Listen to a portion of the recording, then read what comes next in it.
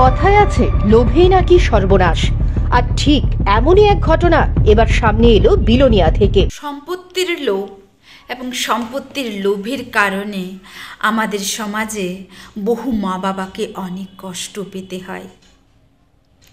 এই ঘটনার সত্যতা সম্পর্কে আমার কিন্তু কিচ্ছু জানা নেই, তবুও যদি ঘটনা সত্যি হয়ে থাকে তাহলে বলবো এটা ভীষণ মর্মান্তিক ঘটনা। যেহেতু বিলোনিয়াতে আমার বড় হয়ে ওঠা এবং যেখানে এই নিরুদ দাদার বাড়ি তার সামনেই ছিল আমার স্কুল, এবং ওনাকে আমরা কিন্তু ছোটোবেলা থেকে দেখতে দেখতে বড় হয়েছি। তো এই লোকটার পার্সোনালিটি কী ছিল এবং কিভাবে উনি সমাজের জন্য ডেডিকেটেড ছিলেন, কিভাবে উনি ওনার সংসারের জন্য নিজেকে শেষ রক্তবিন্দু পর্যন্ত ডেডিকেট করে দিয়েছিলেন। নম্বর 4 বলবো উনি কী রকম ধর্মপ্রাণ মানুষ ছিলেন। শেষ পর্যন্ত ওনার আজকের কী পরিণতি হলো সেগুলি কিন্তু আমি একটা একটা করে আপনাদের সাথে শেয়ার করতে চাই। তো বন্ধুরা, এই রাজপ্রাসাদ সম বাড়িটাকে আমরা দেখে দেখে কিন্তু বড় হয়েছে। যখনই বিলোনিয়াতে সেই রকম মানে দোতলা বাড়ি ছিল না, আজকাল তো একেবারে কমন হয়ে গেছে, যখন দোতলা বাড়ি সেই রকম ছিল না তখনই কিন্তু এই রকম মনোরম একটা বাড়ি এই নিরুদ দাদা বানিয়েছিল। তো উনি প্রথম জীবনে অনেক কষ্ট করেছেন, কিন্তু উনি কিন্তু পেশায় ছিলেন একজন ড্রাইভার। বর্তমানে আমরা কি দেখি, ড্রাইভাররা সাধারণত নেশাগ্রস্ত হয়। আমরা যখন পড়াশোনা করতাম প্রায়ই কিন্তু উনি যেতেন এবং আমাদেরকেও বলতেন যে তোমাদের বাবা দেখো তোমাদেরকে কত কষ্ট করে পড়াচ্ছে, অতএব মনোযোগ দিয়ে পড়াশোনা করো।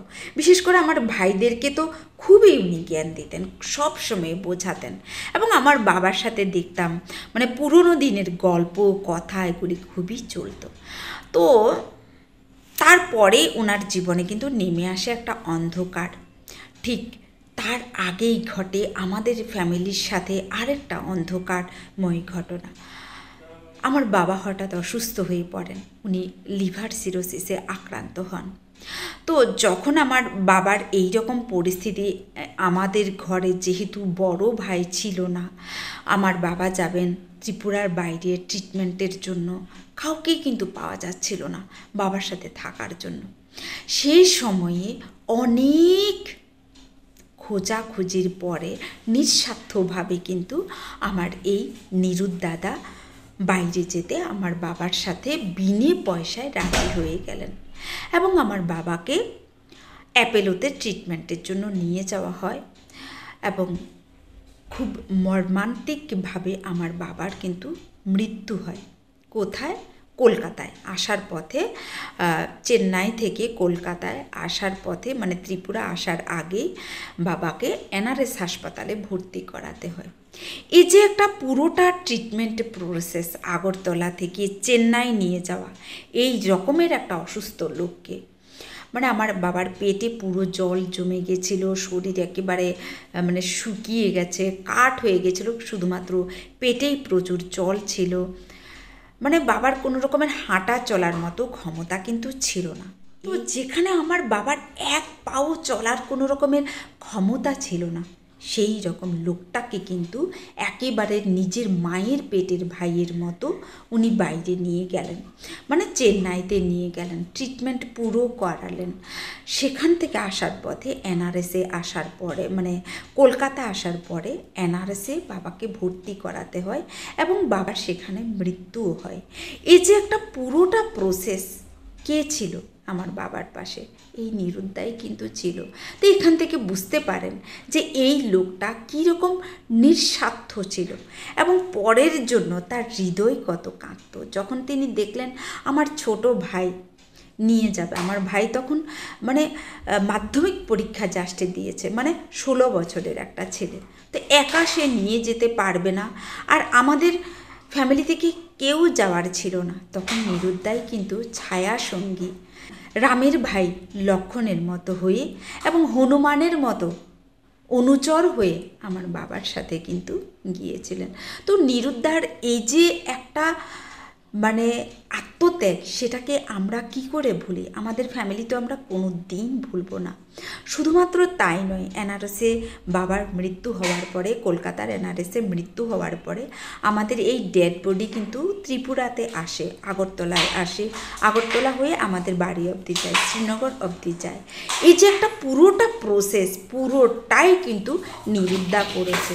এবং যাদের ফ্যামিলিতে ডেড বডি বাইরের স্টেট থেকে আনার মানে অভিজ্ঞতা রয়েছে, তারাই কিন্তু জানেন যে একটা ডেড বডি আনতে গেলে কত রকমের প্রোটোকল তাকে মেনটেন করতে হয়।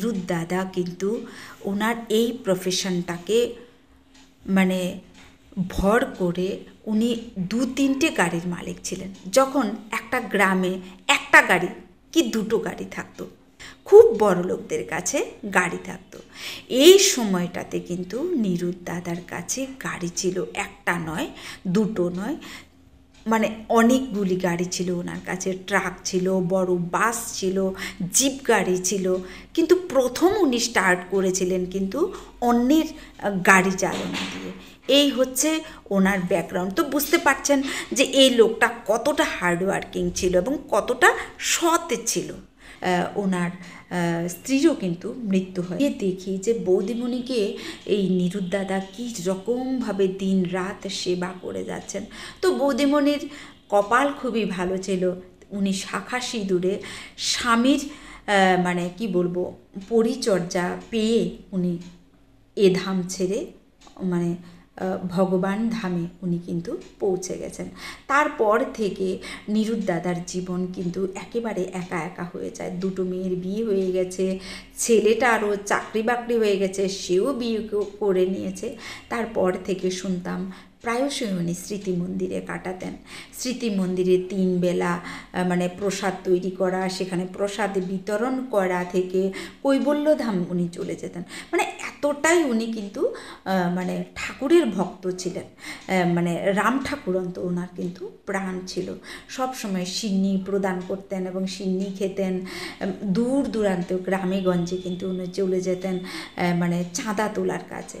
তো এই হেন লোকটাকে যে এই রকম অবস্থায় মৃত্যুর আগে যে টানা হেঁচড়া চলছে এবং ওনার মুখের যে জড়িয়ে আসা কথাগুলি শুনে আমার কিন্তু ভীষণ কষ্ট হচ্ছে।